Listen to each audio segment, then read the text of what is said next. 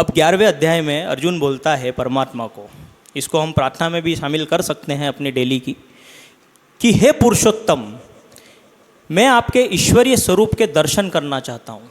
हे प्रभु, यदि वह दर्शन आप मेरे लिए संभव मानते हैं तो हे योगेश्वर, आप अपने अविनाशी स्वरूप के मुझे दर्शन दें। अब परमात्मा दर्शन देते हैं, उसका वर्णन बड़ा अद्भुत है। बहुत सारा उनको हजारों सूर्य इकट्ठे हो जाए ऐसा उनको एकीभूत ज्योति दिखती है, तरह तरह की चीज़ें उनको दिखती है उसमें अर्जुन को। अर्जुन काँप जाता है। अब इसमें आगे एक लाइन आती है, ये 271 नंबर पेज पे है, 271 नंबर पेज पे 31वें के 32वां श्लोक। भगवान ने कहा, लोकों का नाश करने के लिए अधिक बड़ा हुआ मैं काल हूँ, जगत के नाश का नियम हूँ, लोगों को नष्ट करने के इस काम में लगा हुआ हूँ, वो विनाश का नियम मेरा चल रहा है। प्रत्येक सेना में जो ये योद्धा लोग खड़े हैं, तेरे अतिरिक्त वह सब नहीं रहेंगे, तेरे बचाने पे भी मर जाएंगे। इस कारण तू खड़ा हो, यश को प्राप्त कर, शत्रुओं को तू जीत कर धन्य धान्य से भरे हुए राज्य को भोग। अब शुरू में परमात्मा क्या बोल रहे थे कि अगर तू जीत गया तो तू राजभोग को भोगेगा, और अगर मर गया, हार गया तो तू स्वर्गों को भोगेगा। यहाँ फुल फॉर्म में आ गए हैं। जब आप प्रेम में जाते हो तो परमात्मा फुल फॉर्म में आपके साथ में आ जाते हैं और क्या बोल रहे हैं कि सब मर जाएंगे, तू ही बचेगा, तू ही जीतेगा। सारा रहस्य खोल के रख दिया उन्होंने। तू युद्ध में शत्रुओं को जीतने वाला है। ये लोग तो पहले ही मुझसे यानी कि ईश्वरीय नियम से हनन हो चुके हैं। हे सव्यसाची, अब तू केवल निमित्त मात्र ही हो जा। अब यहाँ हमको भगवान बोल रहे हैं, अगर आप अर्जुन हो, मैं तो हूँ, कि तू तेरे जीवन की हर कठिनाई को जीतने वाला है। जो 11वें अध्याय तक आ गया है, परमात्मा से प्यार कर लिया जिसने, वो बोल रहे हैं जितनी तेरी कठिनाइयाँ हैं पहले ही मैंने मार दी, खत्म कर दी है। तू कभी नहीं हारेगा, तू हमेशा जीतेगा। तू भले ही प्रचार करने के लिए निकल। हमको आता ना नेगेटिव, अभी जाऊंगा क्या पता यार लोग आएंगे कि नहीं आएंगे, होगा कि नहीं होगा। तो ये श्लोक आप वहाँ पे याद कर सकते हो। भगवान ने तुमको वरदान दे दिया है कि तुम हमेशा जीतोगे, कभी नहीं हार सकते, क्योंकि मैं ही अर्जुन हूँ। ये भाव अगर आप में है तो कभी आप हार नहीं सकते हो।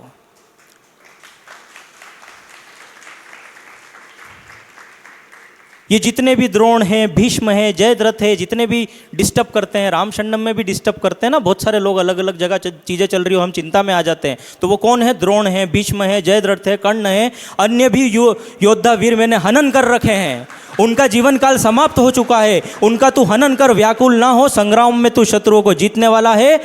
इस कारण तू युद्ध कर, तू जीतेगा, तू कभी नहीं हारेगा।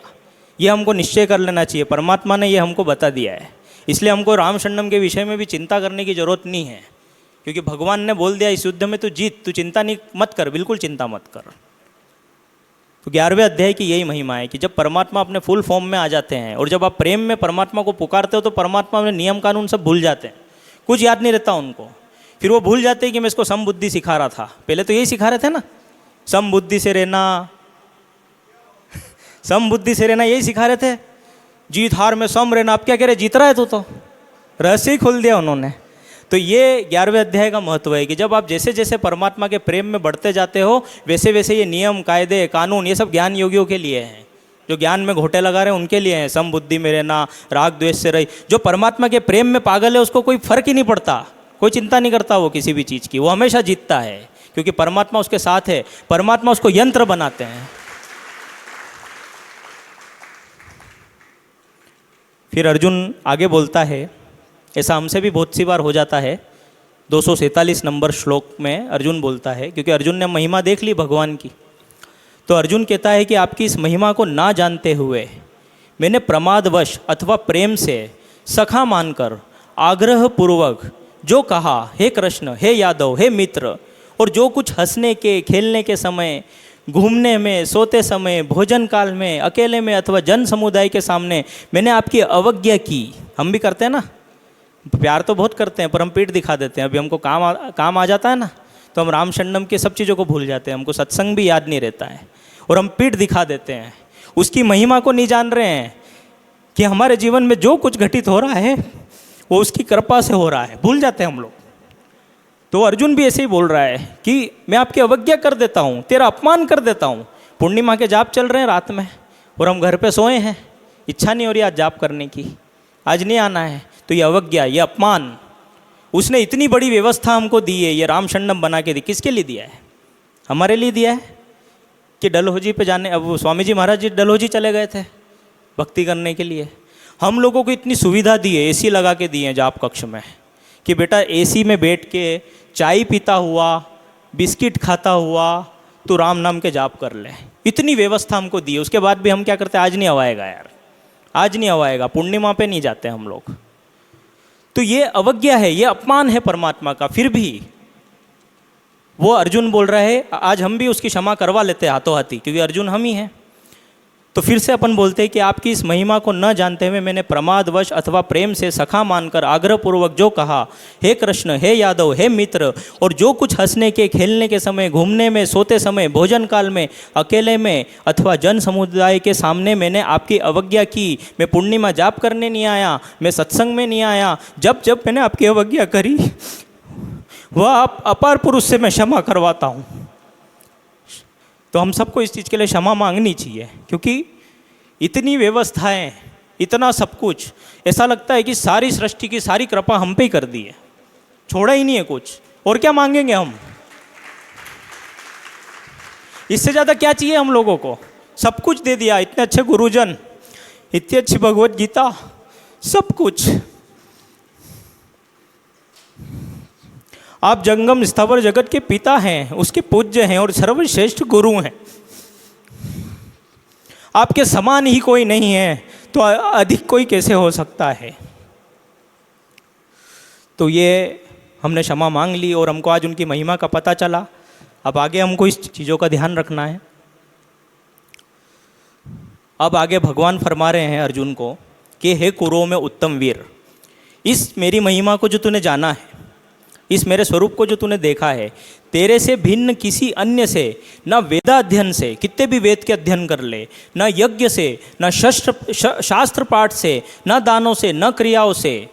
277 नंबर पेज है, मैं बोलना भूल गया था, 277 नंबर पेज। ये जो श्लोक है ये 48 नंबर का, 48 नंबर का श्लोक। परमात्मा बोल रहे हैं कि हे कुरुओं में उत्तम वीर, तेरे से भिन्न किसी अन्य से, न वेदाध्ययन से, न यज्ञ से, न शास्त्र पाठ से, न दानों से, न क्रियाओं से, न घोर तपों से मैं ऐसे रूप वाला मनुष्य लोकों में देखा जा सकता हूँ। इस प्रकार के मेरे इस घोर रूप को देखकर तू घबरा मत, मोह में मत पड़, भय रहित प्रसन्न मन हो और फिर मेरा वही स्वरूप तू देख। तो परमात्मा ने यहाँ बता दिया कि कितनी भी कोई दंड बैठक पेल ले, वो भगवान की भक्ति के बिना, भक्त को ही ये स्वरूप और ये रहस्य पता चलते हैं। भक्ति ही इन सब चीज़ों से ऊपर उठता है। जो अभी बता रहे थे ना, समबुद्धि और राग द्वेष, सब झंझट उसका खत्म हो गया, क्योंकि वो भक्ति में इंटर कर गया है, वो भक्ति की गंगा में रहता है। आगे फिर बोल रहे हैं 278 नंबर पेज पे, भगवान ने कहा 52 नंबर का, मेरा जो रूप तूने देखा है उसके दर्शन बहुत ही दुर्लभ हैं। ये देव भी, ये जितने भी देव हैं, ये भी इस रूप के दर्शनों की सदा अभिलाषा करते रहते हैं। जिस प्रकार तूने मुझे देखा उस प्रकार मैं वेदों से, तप से, दान से तथा यज्ञ से नहीं देखा जा सकता, परंतु हे परम तप, इस प्रकार के मेरे रूप को जानने के लिए, देखने के लिए, उसमें वास्तविकता से प्रवेश करने के लिए अनन्य भक्ति ही साधन हो सकती है। अनन्य भक्ति, मैं अनन्य भक्ति से ही जाना जा सकता हूँ। हे पांडव, जो जन मेरे कर्म करने वाला है, अपने सब कर्म मुझे समर्पण किए हुए हैं, मुझ में परायण है, मेरा भक्त है, आसक्ति रहित है और सब प्राणियों में निर्वैर है, वह मुझको ही प्राप्त है। तो अनन्य भक्ति की महिमा पूरी तरह से बताई है। अनन्य भक्ति ही सब कुछ है।